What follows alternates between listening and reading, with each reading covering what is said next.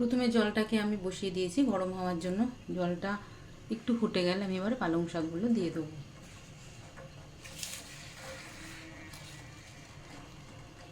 এর মধ্যে পালং শাকগুলো দিয়ে দেবো। আমি শুধু পালং শাকের পাতাগুলো কেটে নিয়েছি।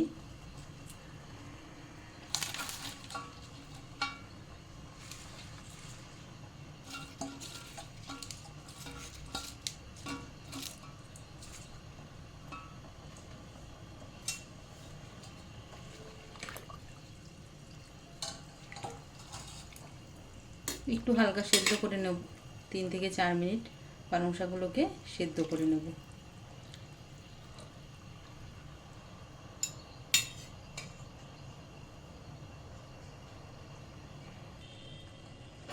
পালং শাকটা সেদ্ধ হয়ে গেছে, এবার আমি পালং শাকটা তুলে ঠান্ডা জলের মধ্যে রেখে দেবো।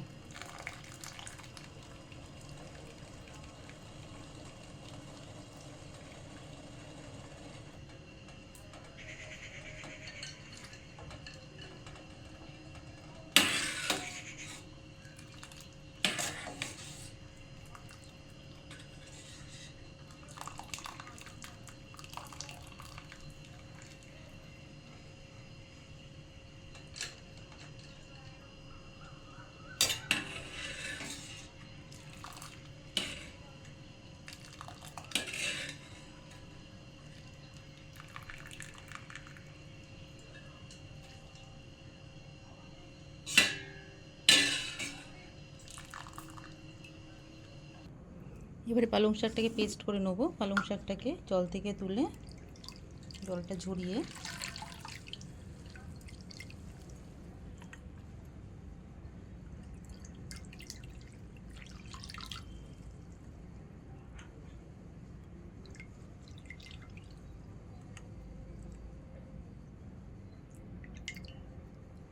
এর মধ্যে কয়েকটা কাঁচা লঙ্কা দিয়ে দেবো, দিয়ে ভালো করে পেস্ট করে নেব। এবারে আমি পাত্রে অল্প তেল দিয়ে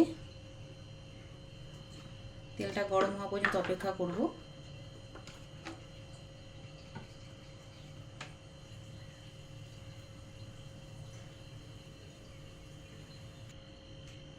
তেলটা গরম হয়ে গেছে, এবারে এর মধ্যে আমি দিয়ে দেবো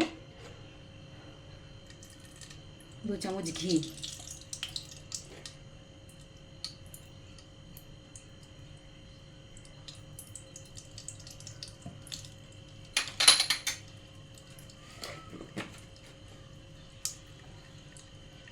ঘি আর তেলটা গরম হয়ে গেছে, এবার আমি ফোড়নের জন্য দিয়ে দেবো 2টো শুকনো লঙ্কা,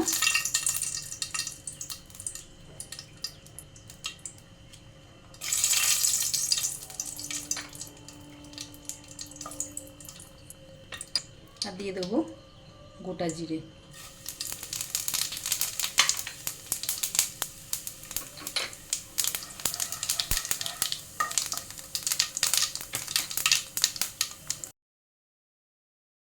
জিরেটা 10 থেকে 15 সেকেন্ড আমি ভেজে নিয়েছি। এবার দিয়ে দেবো 2টো মাঝারি সাইজের কাটা পেঁয়াজ। পেঁয়াজটাকে একটু ভালো করে ভেজে নেব।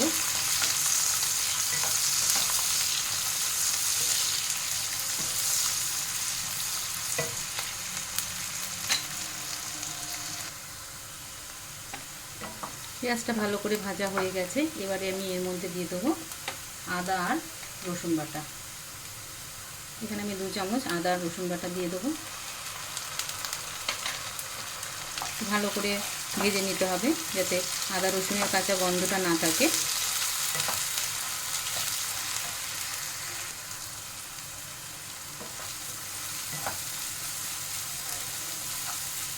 আদা রসুনটা দিয়ে ভালো করে ভাজা হয়ে গেছে, এবারে আমি এর মধ্যে দিয়ে দেবো একটা টমেটো।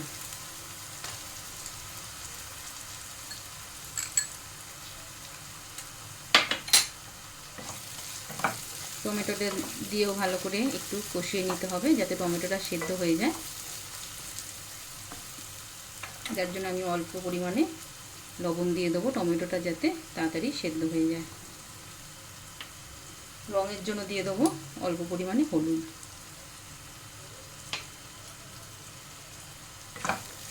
3 থেকে 4 মিনিট একটু কষিয়ে নেব।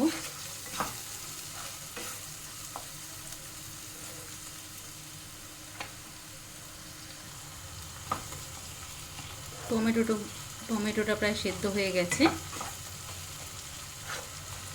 এবার আমি এক এক করে মশলাগুলো দিয়ে দেবো।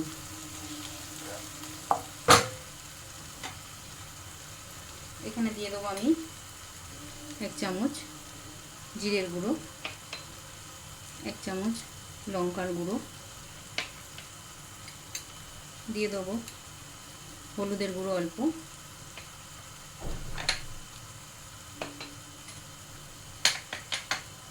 ধনের গুঁড়ো 1 চামচ, আর অল্প পরিমাণে লবণ।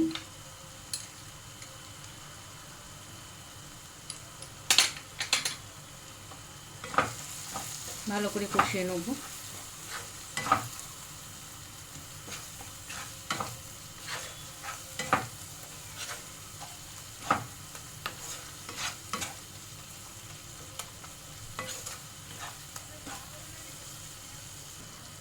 এবারে দিয়ে দেবো 1 চামচ চিনি, দিয়ে একটু হালকা করে নাড়িয়ে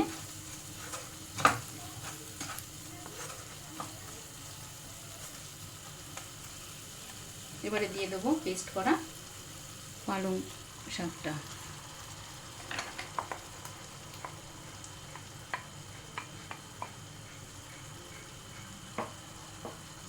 একটু ভালো করে নাড়িয়ে নিতে হবে, কষিয়ে নিতে হবে 3 থেকে 4 মিনিট।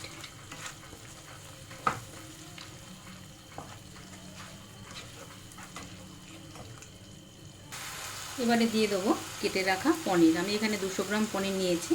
পনিরটা আমি কাঁচাই দিয়ে দেবো।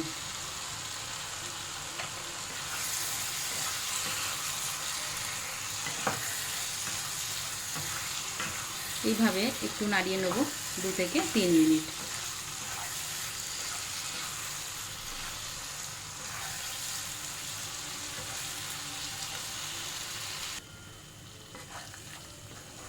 এবার আমি জল দিয়ে দেবো।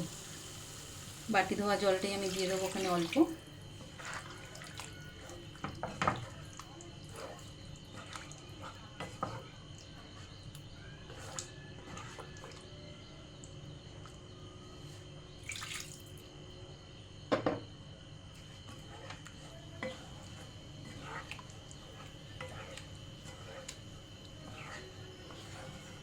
এবারে এভাবে 4 থেকে 5 মিনিট একটু ফুটে নিক।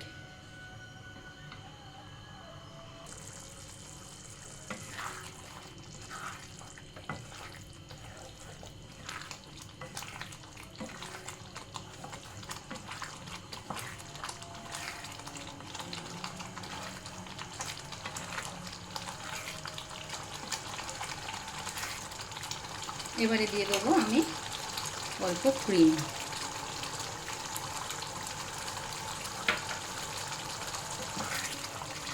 হালকা করে নাড়িয়ে নেব।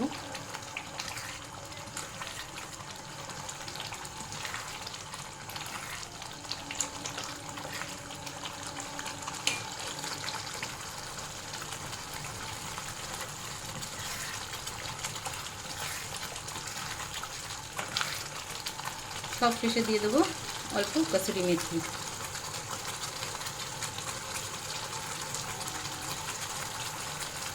দিয়ে এবার নামিয়ে ঢেকে রাখবো।